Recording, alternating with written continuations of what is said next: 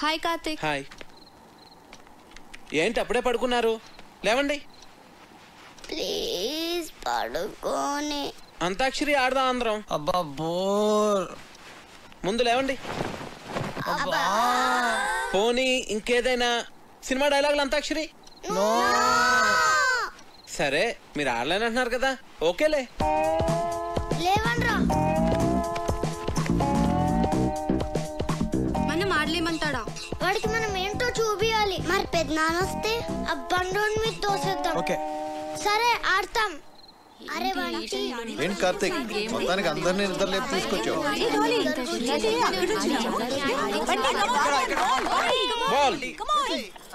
బాలకృష్ణ 1 2 3. అరే వీర్రాఘవరెడ్డి, మీ ఇంటికి వస్తా, మీ నచ్చింటికి వస్తా. కత్తులతో కదరా, కంటి చూపుతో చంపేస్తా. రజనీకాంత్. నానా పందులే గుంపుగా వస్తాయి, సింహం సింగిల్ గానే వస్తుంది. సోను సూద్. బంటి అరుంధతిలో డైలాగ్ చెప్పే. ఒసే అరుంధతి, నీకు పెళ్ళ నన్ను సమాధిలో కుళ్ళ పెట్టి చంపిన నిన్ను వదల బొమ్మాలి వదలా. బాలీరా. అమ్మో మీరు అన్ని పాత డైలాగ్స్ చెప్తారు. జెనీలియా 1 2. ఓకే ఓకే ఓకే, వీలైతే 4 మాటలు, కుదిరితే ఒక కప్ కాఫీ. మహేష్ బాబు 1 2 3. ఎవడు కొడితే దిమ్మ తిరిగి మైండ్ బ్లాక్ అవుద్దో వాడే పండుగాడు నేనే. ఏంటి చిరంజీవి 1 2 3. చేజుడు ఎంత రఫ్ గా ఉందో రఫ్ ఆడిచ్చేస్తా. సాయి కుమార్ 1 2 3. ఓడిపోయాడు ఓడిపోయాడు ఓడిపోయాడు ఓడిపోయాడు ఓడిపోయాడు ఓడిపోయాడు ఓడిపోయాడు. Happy birthday Kavya.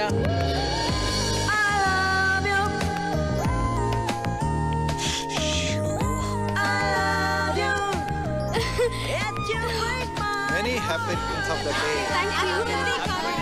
Happy birthday Kavya. Happy birthday to you. Happy birthday to you. Happy birthday. Happy birthday రా. Many many happy returns of the day.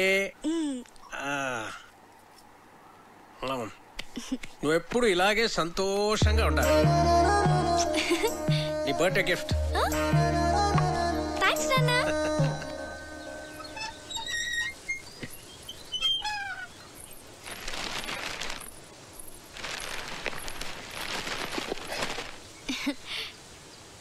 Many happy returns of the day. Thank you thank you. Auntie ఉన్నారా uncle? ఆంటీయా? Auntie గుడికి వెళ్ళిందమ్మా. కూర్చో, ఒక్క నిమిషం వస్తా ఇప్పుడే.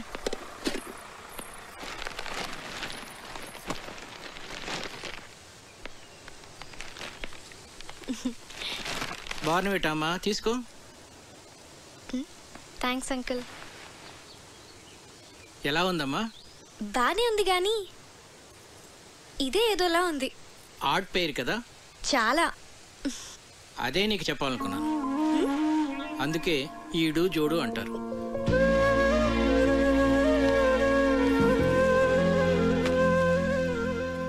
కావ్య, పెళ్ళి అనేది జీవితంలో చాలా ఇంపార్టెంట్ ఆస్పెక్ట్ రా. కెరీర్ విషయంలో తొందరపడితే పడచ్చేమో కానీ లైఫ్ పార్ట్నర్ విషయంలో తొందరపడితే మాత్రం జీవితాంతం బాధపడాల్సి ఉంటుందమ్మా.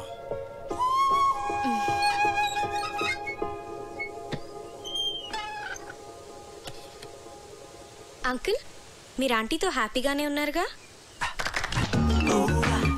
ఎలా ఉన్నావా? బాగున్నా ఆంటీ. పుట్టినరోజు శుభాకాంక్షలు.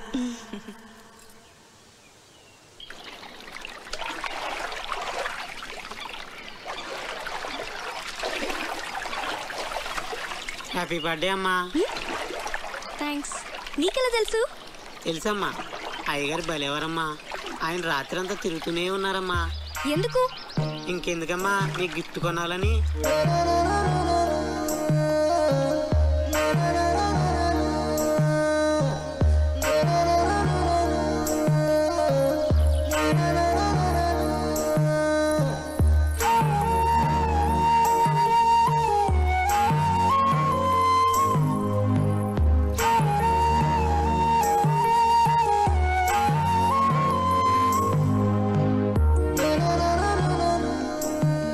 నీ కూతురు డీప్ లవ్లో ఉందిరా.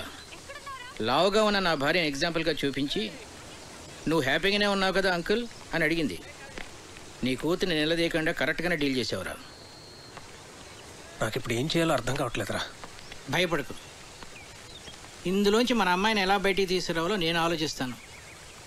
నువ్వు ధైర్యంగా ఉండు. ఈ డాక్టర్ ఎక్కడున్నాడు?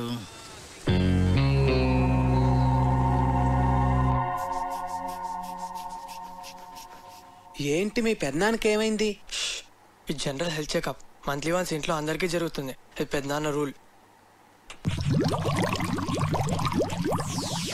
ఏంట్రా బీపీ ఇలా సడన్ గా రైజ్ అవుతోంది? Doctor Karthik, Karthik doctor.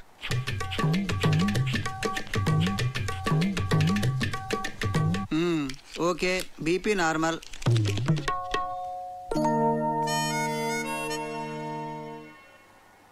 Doctor ఏంట్రా? మా ఫ్యామిలీలో ఎప్పుడు కొలెస్ట్రాల్ టెస్ట్ చేయలేదు కదా? కొలెస్ట్రాల్ టెస్ట్ ఎప్పుడు చేయలేదు. పైగా కొలెస్ట్రాల్ చాలా డేంజరస్ రా. హార్ట్ డిజీజ్కి అది కూడా ఒక main reason. So lipid profile test చేసేద్దాం అందరికి. చేసేద్దాం.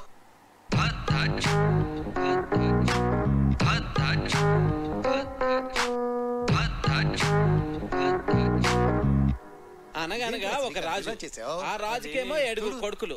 మొత్తం కావ్య, అమ్మ కావ్య, రిపోర్ట్స్ వచ్చాయి. నాన్న లేడా ఇంట్లో? ఉన్నారు అన్నయ్య. ఏంటా కంగారు? చాలా మంచిదేంద్రా కొలెస్ట్రాల్ టెస్ట్ చేయించడం. నాకు తెలుసురా, అందుకే చేయించమన్నా. మరి ఎలా నెగ్లెక్ట్ చేసావురా? నాకు కూడా అతను మొన్నే పరిచయం. నువ్వు కేర్ తీసుకోవడానికి అతను పరిచయం అవడానికి ఏమిట్రా సంబంధం? అతని హెల్త్ పొజిషన్ నాకు ఎలా తెలుస్తుందిరా? నీ బొందా, నేను చెప్తున్నది నీ గురించి. నాకా? రిపోర్ట్లు ఏమో మారంటే సరిగ్గా చూడు. రిపోర్ట్సే మారలేదురా, కరెక్ట్ రిపోర్ట్సే. నువ్వు కొంచెం జాగ్రత్తగా ఉండాలి. ఏది పడితే అది తినకు. రే, నాకెలా నా కొలెస్ట్రాల్ ఉంటుంది? వాకింగ్ చేస్తున్నాను, సన్నగున్నాను. సన్నగా ఉంటే కొలెస్ట్రాల్ తక్కువ ఉంటుంది, లావుగా ఉంటే కొలెస్ట్రాల్ ఎక్కువ ఉంటుందని ఎవడరా చెప్పింది? తప్పుడు అభిప్రాయం, తెలుసా? దానికి మీరు ఇద్దరే లైవ్ ఎగ్జాంపుల్. అతను చూడు, లావుగా ఉన్నాడు, కొలెస్ట్రాల్ నార్మల్ గా ఉంది, హెల్తీగా ఉన్నాడు. నువ్వు సన్నగా ఉన్నావు కానీ కొలెస్ట్రాల్ ఎక్కువ ఉంది. ఏం మాట్లాడుతున్నాడు వీడు? సరే అయితే నీ రిపోర్ట్స్ చూడు. ఏదంకల్? చూడమ్మా, హెచ్డిఎల్ చూడు. ఇక్కడ డాక్టర్ అన్నయ్యకి ఏం పర్వాలేదు. ప్రస్తుతానికి ఏం పర్వాలేదు. రా, కొలెస్ట్రాల్ లెవెల్ ఎలా తగ్గించాలో చెప్తాను.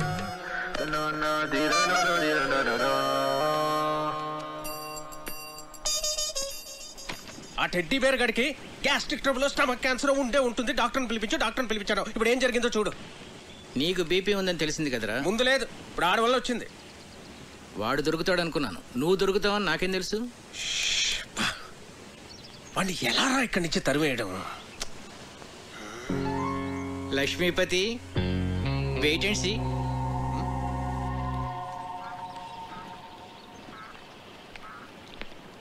నమస్తే భాస్కరం గారు. నమస్తే. రండి కూర్చోండి.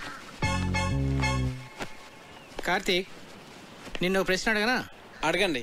మోడర్న్ లైఫ్లో మనకు అన్నిటికన్నా ఇంపార్టెంట్ అయింది ఏమిటయ్యా? మనీ. ఎలా? మనం కంఫర్టబుల్గా బతకాలన్నా, ఫ్యూచర్ ప్లాన్స్ వేసుకోవాలన్నా అంత ఎందుకండి, రిలేషన్షిప్స్ కూడా మనీతోనే లింక్డ్. You are right.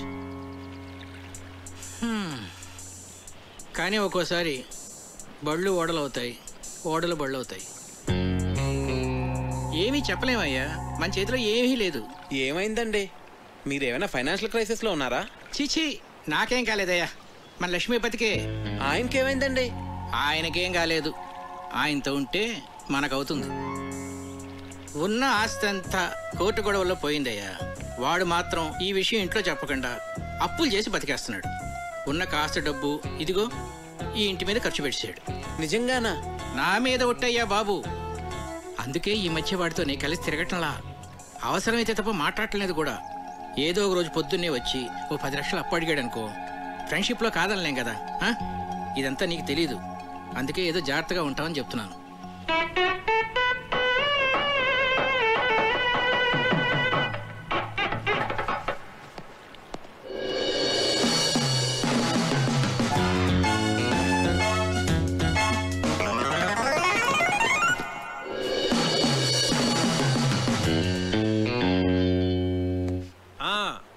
మర్చిపోకండి, ఆ డెకరేషన్లో కరెక్ట్గా చేసేవాళ్ళకి పురమాయించాలండి. ఆ తర్వాత మన ప్రియ పెళ్లిలో అన్ని రకాల నాన్ వెజ్లో ఉండాలి అఖిరాజ్ గారు. మర్చిపోకండి. సరే.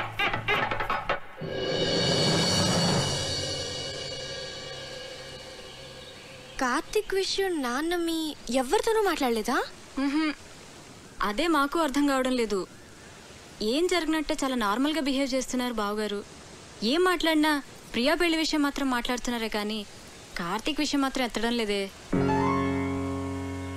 అంటే నాన్న ఏదో ప్లాన్ చేస్తున్నారు. మొన్న కొలెస్ట్రాల్ టెస్ట్ దగ్గర సేవ్ అయ్యాడు కానీ ముందు కార్తిక్ని ఇక్కడి నుంచి పంపించేవే.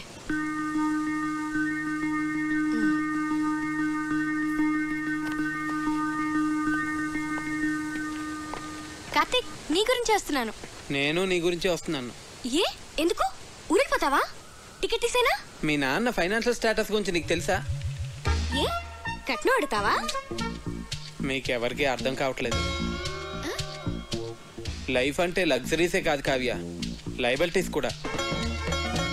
ఫ్యామిలీ అంటే పండుగలు వచ్చినప్పుడు సెలబ్రేట్ చేసుకోవడమే కాదు, ప్రాబ్లమ్స్ వచ్చినప్పుడు ఒకరికొకరు సపోర్ట్గా ఉండాలి. సినిమా చూసి వచ్చావా? నేను ఎక్కడికి వెళ్ళను, ఇంకా కొంతకాలం ఇక్కడే ఉంటాను. అవును, మీ ఇంట్లో పని వాళ్ళు ఎంతమంది ఉన్నారు?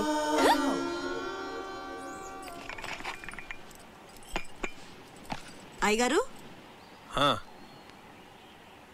ఏంటి? అయ్యగారు మీరు బాగున్నప్పుడు నేను జీతం తీసుకుంటానండి. ఆయన దుబాయ్లో బాగానే సంపాదిస్తున్నారు, నాకేం పర్లా, నేను బాగానే ఉన్నానండి.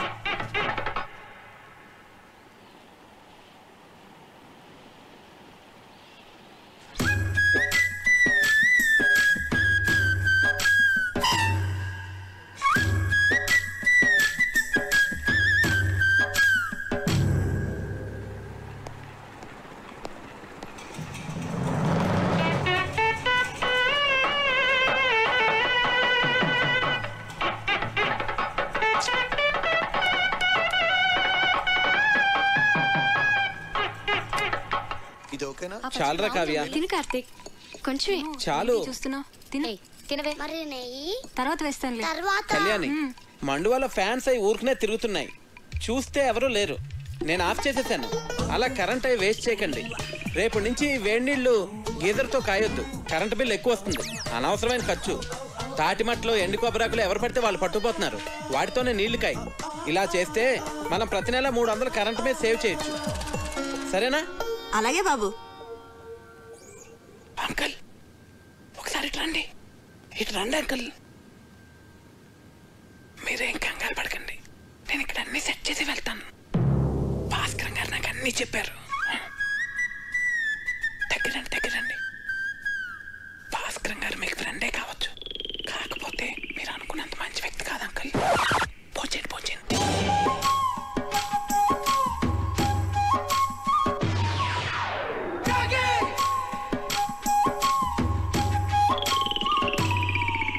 అసలు ఏం చెప్పారో వాడికి?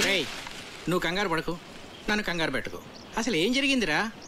మా పనోళ్ళు జీతాలు తిరిగి చెడిపోతున్నారు.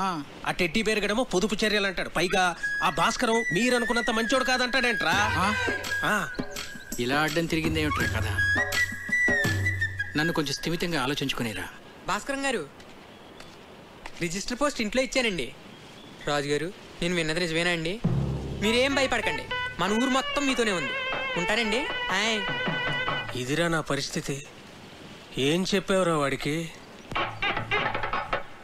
కోర్టులో నీ ఆస్తి అంతా పోయిందని, నువ్వు బికారివైపోయావని చెప్పాను. ఏంటి? నాకేం తెలుసురా వాడు ఇంత పెద్ద ఇష్యూ చేస్తాడని. విషయం వినగానే నిన్ను కావిని వదిలేసి పారిపోతాడు అనుకున్నాను.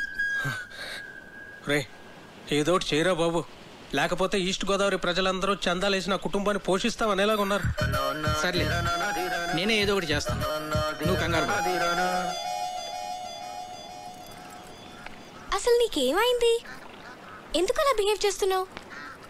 డైనింగ్ టేబుల్ దగ్గర ఏంటా డిస్కషన్? నీకో విషయం చెప్పాలి. ఏంటది? అది మీ నాన్నగారికి. కార్తీక్, కార్తీక్, ఒక్క నిమిషం ఇలా రావయ్య, నీతో మాట్లాడాలి. ఒక్క నిమిషం ఉండు, నేను మళ్ళీ వస్తాను.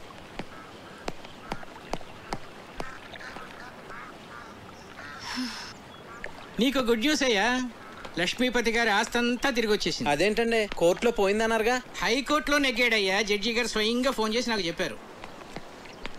నా మీద ఒట్టయ్యా బాబు. ఎక్కడికి వెళ్తున్నావు? వెళ్ళి అందరికీ చెప్దాం. అసలు ఆస్తి పోయిన విషయమే ఎవరికి తెలియదు నాన్న. నువ్వు ఎవరికి చెప్పనక్కర్లేదు.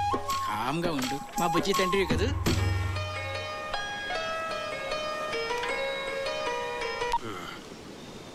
హలో రావు గారు, ఎలా ఉన్నారు? నేను బాగానే ఉన్నానండి. చెప్పండి. అది మరేం లేదండి, మీరేదో ఫైనాన్షియల్ క్రైసిస్లో ఉన్నారని విన్నాను. ఎవరు చెప్తున్నారండి మీకు ఇలాంటివన్నీ? అయ్యో, మీరు అలా ఇరిటేట్ కాకండి. ఒకవేళ ఏదైనా ప్రాబ్లం ఉంటే చెప్పండి, పర్వాలేదు. వెళ్ళి పోస్ట్ పోన్ చేసుకుందాం. మాకేం ప్రాబ్లం లేదు, మేము అర్థం చేసుకోగలమండి. చూడండి, నేను ఏ క్రైసిస్లోని లేను. ఎవరు చెప్పిన మాటలు వినకండి. ప్రియ పెళ్లి అనుకున్న టైంకి చాలా గ్రాండ్గా జరుగుతుంది. సరేనండి? సరే, మీతో నేను మళ్ళీ మాట్లాడతాను. Okay okay. ఇక్కడున్నారా? మీకోసం అంతా వెతికాను. ఇదిగోండి తినండి స్వీట్. ఓ, మీరు డయాబెటిక్ కదా? నేను చాలా హ్యాపీగా ఉన్నానండి మీ ఆస్తి అంతా తిరిగి వచ్చేసినందుకు. తినండి. ఒక స్టూపిడ్ ఇడియట్. ఏంటా వెకిల్ నవ్వు? ఏమన్నానో అర్థమైందా? బాగా అర్థమైంది అంకుల్. ఏమర్థమైంది? మీకు నేను నచ్చానని. ఎవరైనా బాగా నచ్చిన వాళ్ళని, ఇష్టం ఉన్న వాళ్ళనే కదండి ఇలా తిడతారు. ఎవడరా చెప్పాడు నువ్వు నాకు నచ్చావని? నా కూతురు ఫ్రెండ్ గానే నిన్ను నేను యాక్సెప్ట్ చేయలేను. అలాంటిది నా అల్లుడిగా ఎలా యాక్సెప్ట్ చేస్తాను అనుకున్నావు? ఎప్పుడైనా నీ పర్సనాలిటీ చూసుకున్నావా? అసలు ఒకసారి ఆలోచించు. ఇప్పుడు మేము ఫ్యామిలీ ఫోటో దిగాలంటే ఎక్కడ నిలబెట్టాలి నిన్ను? ఆ ఫ్రేమ్ లో కూడా పట్టవే నువ్వు. నాకు నా కూతురికి మధ్య బండరాలే తగలటం. దాన్ని ఏమి అనలేక నోరు మూసు కూర్చున్నాను. ఏదో ఒక రోజు నా కూతురే నిన్ను చొక్కా పట్టుకొని బయటికి గంటేస్తుంటే చూస్తూ ఉండు.